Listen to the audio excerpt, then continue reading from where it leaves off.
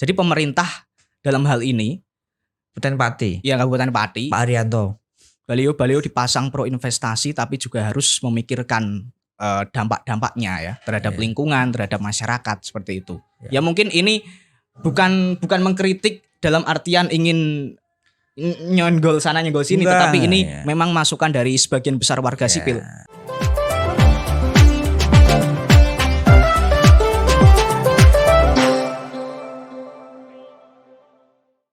Selamat datang di Ngoleksi, ngobrol golek solusi. Ya. Pada kesempatan kali ini, saya Singgih Nugraha dari redaktur mitrapos.com akan membahas hal-hal yang lagi rame di Kabupaten Pati. Kali ini saya bersama dengan Direktur mitrapos.com, Pak Suhartono. Selamat datang Pak Suhartono. Ya, Singgih. Ya. Akhir-akhir ini di Kabupaten Pati telah terjadi peristiwa yang notabene menjadi sebuah bencana alam lah. Bisa dikategorikan sebagai sebuah bencana alam.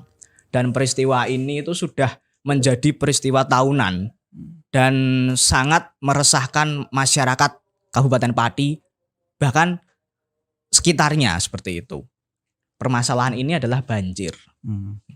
Menurut Pak Hartono, adanya banjir yang melanda di Kabupaten Pati ini, apa sih Pak penyebabnya seperti itu? Ya, Singgih, pertanyaannya memang cukup ini ya, menggelitik sebenarnya. Ya, karena banjir itu kalau orang Pati itu kan kalau musim penghujan kebanjiran, kalau musim kemarau kekeringan. Seperti itu ya, pasti itu. Padahal banjir ini kan hampir setiap tahun pasti terjadi, pasti itu. Ini kan sebenarnya kan pihak-pihak terkait seharusnya sudah menyiapkan bagaimana mitigasinya gitu loh. Iya. Jangan sampai banjir ngirim sarimi itu kan sesuatu yang saya kira kok ya membantu, cukup membahagiakan yang terdampak. Artinya begini loh. Pemerintah kan punya dinas-dinas terkait dan harus mengkaji bagaimana solusi-solusinya. Kan banyak, saya kemarin ketemu dengan beberapa orang yang terdampak banjir di Desa Ketitang Wetan itu menyampaikan bahwa banyak sungai Silugonggo itu sedimentasinya cukup mengkhawatirkan. Meskipun kemarin ada dana dari pusat, dari BBWS itu kan sudah mengeruk dengan anggaran 100 miliar kalau nggak salah. Tapi kan sampai jembatan Tanjang kalau nggak kalau saya melihat seperti sampai itu. Jembatan. Jadi Tanjang sampai Juwana ini pakai apa? Termolen kan nggak mungkin. Kan berarti upaya kan untuk menyelesaikan itu belum sepenuhnya tuntas. Jadi segala sesuatunya kan harus tuntas gitu loh. Kalau dana 100 miliar belum ada, seharusnya ini kan pemerintah setempat itu kan harus memberikan upaya-upaya strategis itu loh. Jangan sampai ini banjir terus menggenangi dan sampai hari ini katanya memang pemerintah belum memberikan perhatian. Karena kemarin juga sempat terjadi banjir di sejumlah titik di Kabupaten Pati ya. Kalau beberapa media yang saya kutip, salah satunya di Mitrapos itu di Tambak Romo, di Kayen, di Gabus, di Batangan, kemudian selain itu juga di Pati Utara, di Dugo Seti itu juga terjadi banjir. Permasalahannya itu ya tadi sudah disebutkan, selain karena adanya pendangkalan sungai Silugonggo, itu juga ada pengaruh lain Pak. Kabarnya itu ada hal-hal yang mungkin disinyalir itu merusak area resapan air yang ada di Kabupaten Pati seperti itu Pak. Nah, Pegunungan Kendeng itu ya. Nah itu salah satunya yang terjadi di Pegunungan Kendeng. Kira-kira kalau dari pendapat Bapak sendiri mengenai area resapan-resapan yang minim ini loh Pak ya. Jadi pemikiran kita kan ibarat kalau Pegunungan Gundul tidak bisa meresap dan ada galian C yang ada izinnya maupun tidak ada izinnya, ini kan sebenarnya kompleks, ya kan? Ada rencana ada pabrik semen, tapi kan pada saat ini juga tidak ada. Cuma kan dirusak dengan galian-galian C. Artinya kalau memang pemerintah Kabupaten Pati dalam tanda kutip ini eksekutif ini bisa melihat kondisi kerusakan alam, harusnya ya bisa mencegah kan harusnya begitu. bisa mencegah. Salah satu indikator banjir tidak hanya karena pendangkalan. Iya, Pak. Pendangkalan kan di hilir. Iya, di hilir. Di hulunya kan tidak. Iya. Ketika hujan deras terus di gunung itu tidak ada pohon tanaman keras, ini kan langsung berdampak kan gitu. Benar. Terus drainase yang tidak memenuhi kriteria ini kan juga menambah daftar bagaimana banjir ini semakin terjadi kan begitu. Betul. Nah yang jadi masalah itu kan Maret itu kan biasanya kita masuk di puncak musim penghujan ya. Bukan puncak, tapi kita mau masuk di kemarau kan biasanya semacam itu. Bahkan yang saya lihat di lapangan itu kan sudah musim tanam kedua kan, ya kan. Artinya kan hujan harus mulai berkurang kan semacam itu. Tapi ini mungkin iklimnya juga berbeda di tahun-tahun yang lalu. Ini menambah curah hujan yang cukup tinggi. Nah terkait dengan yang daerah resapan yang rusak, lah ini harus kita telusuri. Jadi kalau pegunungan Gundul itu menjadi salah satunya. Tidak semua terus serta-merta ini menjadi alasan banjir. Karena kita lihat ini kan yang membuat galian C ini kan saya melihat kan ada izinnya juga. Ada izinnya, tapi ada izinnya langsung dari KLHK Pak kabarnya Pak. Nah, artinya kan kalau memang dari KLHK itu kan izin itu kan mulai dari bawah sampai atas, berjenjang. Betul. Ketika ini dilakukan disetujui artinya kan memberikan restu kepada penambang untuk melakukan penambangan galian C kan gitu. Kalau yang semacam ini saya berada di tengah sebenarnya. Karena saya kan rumah saya di Pati nggak mungkin kena banjir. Ya kan begitu. Tapi ini kan moral gitu loh. Moral bagaimana jangan sampai banjir terjadi. Kan begitu. Banjir setiap tahun ada, terus-menerus setiap ada. Nah, bagaimana solusinya? Misalkan kayak di Jakarta itu kan buat sumur resapan ya kan? Di sini semoga ada sumur resapan. Meskipun Jakarta tidak menjadi piloting project kan begitu. Pati sama Jakarta kan beda. Tapi harapan ke depan tetap ini bisa terselesaikan dengan baik, ya kan? Izin yang sudah ada sampai tahun berapa kan bisa dicabut atau bagaimana? Intinya begini, masyarakat itu tidak akan melihat izinnya, tapi yang penting jangan sampai ada banjir, kan begitu. Benar.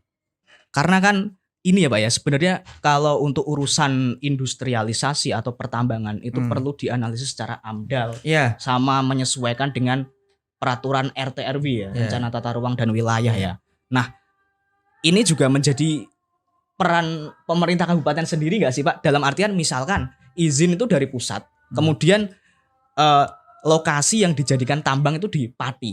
Ini juga perlu nggak sih peran pemerintah Kabupaten Pati untuk menangkal adanya izin-izin pertambangan ini dengan kajian yang ditemukan di lingkungan masyarakat. Mungkin masyarakatnya di sini menolak atau dengan pemetaan-pemetaan yang lingkungannya mungkin nanti diambang kerusakan seperti itu.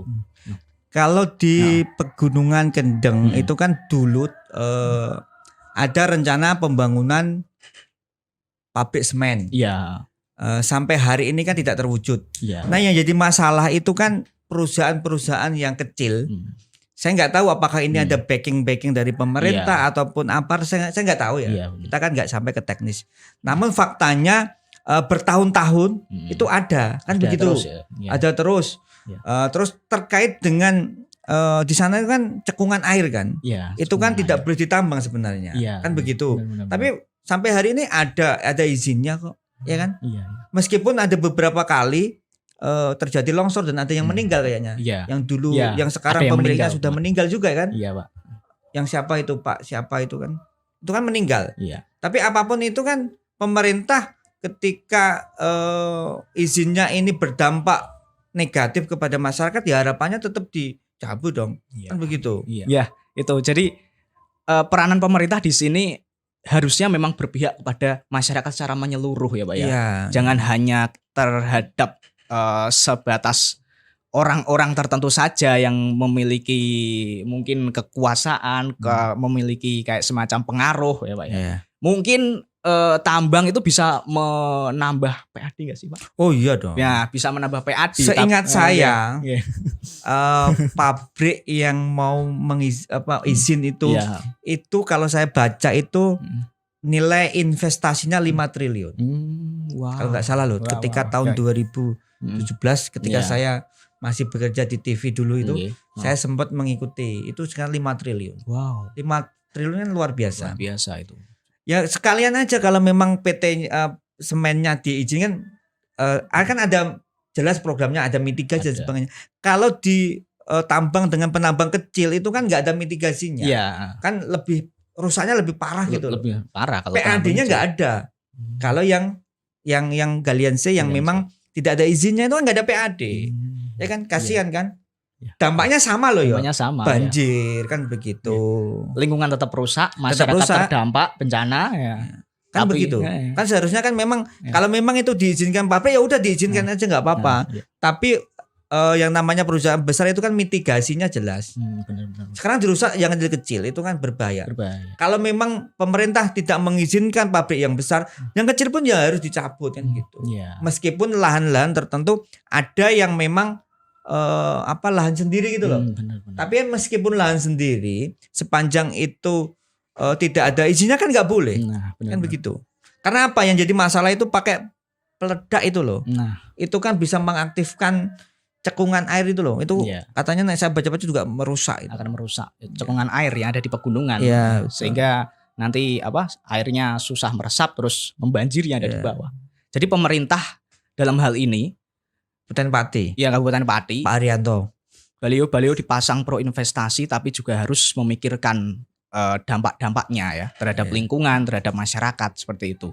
Ya mungkin ini bukan mengkritik dalam artian ingin nyonggol sana nyenggol sini, tetapi ini memang masukan dari sebagian besar warga sipil. Karena kemarin di beberapa media sosial di Pati Selatan itu waktu banjir, waktu hari Rabu kemarin, masyarakat itu pada menggunjing, ini pemerintah ngizinin tambang kecil yang jadi penyebab banjir. Karena memang sebelumnya wilayah Pati Selatan itu jarang banjir, Pak. Yang beberapa titik yang alun-alun itu. Alun-alun Kayen sampai kelep kemarin. Nah, itu ya selain masyarakat yang mungkin kurang peduli terhadap lingkungannya sekitar, yang kurang mengoptimalkan drainase, tetapi juga ada permasalahan di hulu yang perlu diselesaikan, yaitu beberapa yang mungkin bisa dikatakan eksploitasi ya Pak. Ya betul.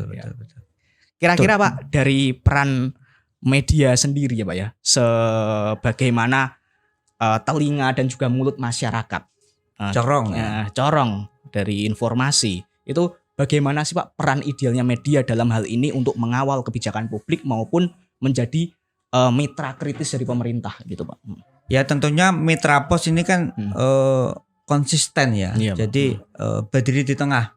Kadang juga kita mendapat tekanan juga kan. Tapi itu kan memang dampak lah, gak masalah. Itu kan memang kita berusaha yang terbaik. Karena media kan harus netral. Kita menyuarakan masyarakat sesuai dengan fakta yang ada. Kita tidak mencari keuntungan. Kan begitu. Meskipun kita juga dapat advertorial ya. Tapi kan tidak semua. Dapat berapa kita jangan disebutin di sini. Enggak saya sebutin tapi sudahlah. Ya toh? Iya, Pak. Ya benar kan? Benar. Kita kan dapatnya dari enggak apa-apa, tapi apapun itu kita tetap konsisten mengawal kebijakan publik, kebijakan pemerintah, dan bagaimana alam ini tidak dirusak gitu. Kan begitu? Iya, betul.